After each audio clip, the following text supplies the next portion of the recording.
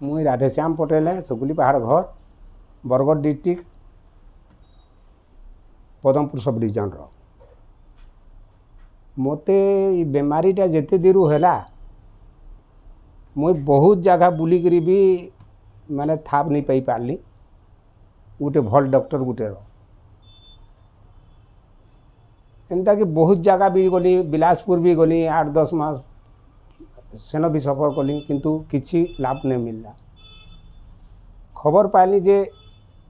Doctor Sunil Raipur रे अच्छन बोलिकी से भी विषय रे इलाज करसन सेनु मुई ताको खबर पाई पता लगे इनके आसली आज बहुत दिन हो गला ताको न ट्रीटमेंट होछे परिस्थितिटा मोर एंता असुविधा थिला मुई उठी बसी नहीं पारुथी खोटू मते किए गोटे सहारा कले मुई उठी पारुथी कि पैन बाल्टी ने कि पैन गिलासे पीबार लगी मोर सक्षम नहीं थी हेतकी अवस्था हो जाता जिते बेले आसली मुई नो मते व्हील चेयर रे डॉक्टर के नेबा के पड़ला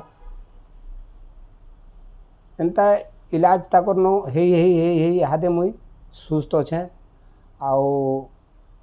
मोटरसाइकिल भी चलई पारुछे 50-60 किलोमीटर अप डाउन करि पारुछे आ किसी असुविधा मोर नहीं न खान पान सबुथिरे मोर ठीक अच्छे।